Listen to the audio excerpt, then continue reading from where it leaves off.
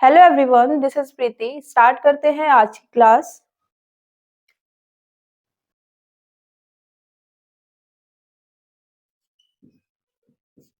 Let a wire be suspended from the ceiling, rigid support, and stretched by a weight W attached at its free end. एक wire है और इस wire को एक rigid support, जिसको इन्होंने क्या बोला है, सीलिंग, उससे सस्पेंड किया गया है, लटकाया गया है। ओके, ये हमारे पास एक वायर है। ओके, अब क्योंकि इसकी इस वाले एंड से एक वेट कितना है, W, ठीक है, अटैच किया है, तो इस वायर की जो एक्चुअली में लेंथ है वो थोड़ी इंक्रीज हो जाएगी। ओके, जैसे हमने पढ़ा था फ्रिक्शन के केस में, कोई बॉडी अगर मूव कर रही है तो एक रिस्टोरिंग फोर्स वहां पर आता है, जिसे हम क्या बोलते हैं, फ्रिक्शन। अब यहाँ पर जो रिस्टोरिंग फोर्स आएगा, क्योंकि यहाँ पर हमने क्या किया, ये एक वायर था और इस वायर से हमने एक वेट को अटैच कर दिया। अब ये जो ब्लॉक है इसका वेट कितना है, W, और वेट हमेशा कैसे वर्क करता है, vertically downward, minus J direction में। अब इस वायर में एक फोर्स, जिसे हम क्या बोलते हैं, टेंशन, प्रोड्यूस हो जाएगा, जो रिस्टोरिंग फोर्स की वजह से आता है। ये भी नेचुरली आता है। ओके, जब भी किसी भी वायर को, ठीक है, हम स्ट्रेच करेंगे या फिर उससे कोई वेट अटैच करेंगे, उसकी वजह से वो स्ट्रेच होगा, तो वहां पर क्या आ जाएगी, एक टेंशन आ जाएगी।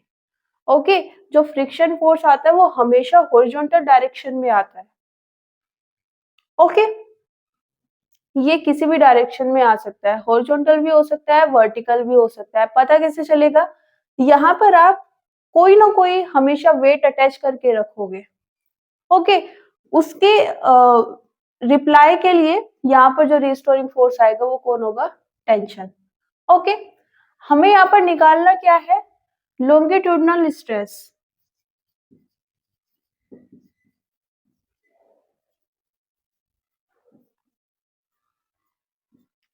क्या फॉर्मूला होता है इसका, restoring force divided by cross section area. अब देखो यहाँ पर इन्होंने क्रॉस सेक्शन एरिया दिया हुआ है जिसकी ये बात कर रहे हैं, कितना है, A। ओके, बात करें रिस्टोरिंग फोर्स की, ये कहां से आएगा, तो रिस्टोरिंग फोर्स हमने अभी बोला क्या है, ये टेंशन, ये रिस्टोरिंग फोर्स है। तो वैल्यूज पुट कर देते हैं, क्या आ जाएगा, T बाय A। लेकिन यहाँ पर इन्होंने क्वेश्चन में ये टेंशन दी नहीं है, तो हमें इसकी वैल्यू निकालनी पड़ेगी। वैल्यू कैसे निकाले, यहां पर भी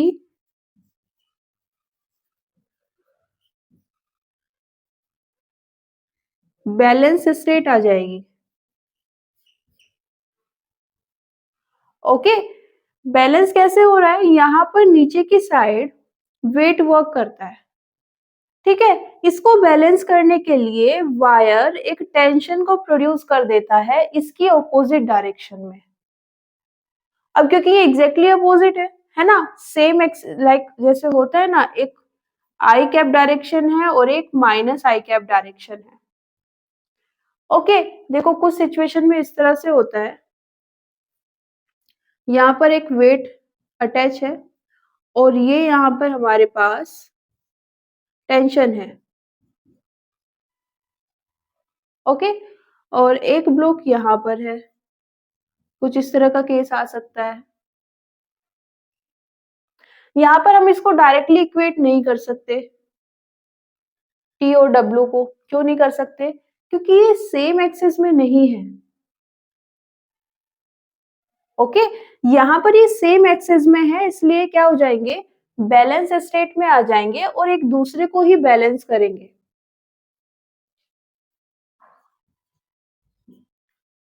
T किसके इक्वल हो जाएगा? W के।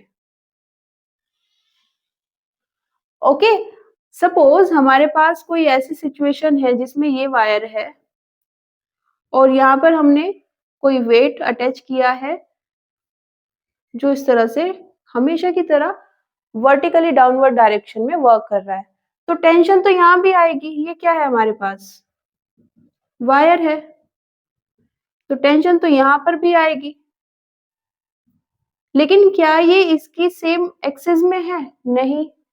ऐसे में क्या करना होगा? हमें कंपोनेंट्स लेने होंगे, है ना। इस वेक्टर को, ये जो टेंशन फोर्स है, इसको दो पार्ट्स में डिवाइड करना होगा और फिर हम अगर बैलेंस करना चाहते हो तो इसको इसके साथ कंपेयर करेंगे या बैलेंस स्टेट में लिखेंगे। ओके, अब यहाँ पर ये कंडीशन हमें सीधा सीधा मिल गई, दोनों सेम एक्सेस में है। ओके, तो यहाँ पर हम इसको क्या लिख सकते हैं?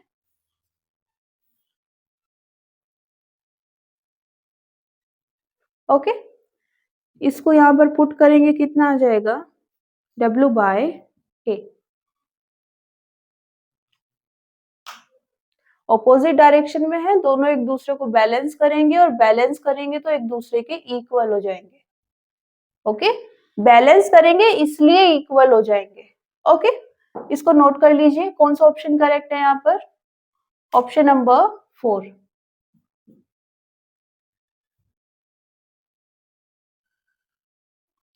आज के लिए इतना ही, मिलते हैं नेक्स्ट क्लास में। Thank you everyone, see you soon.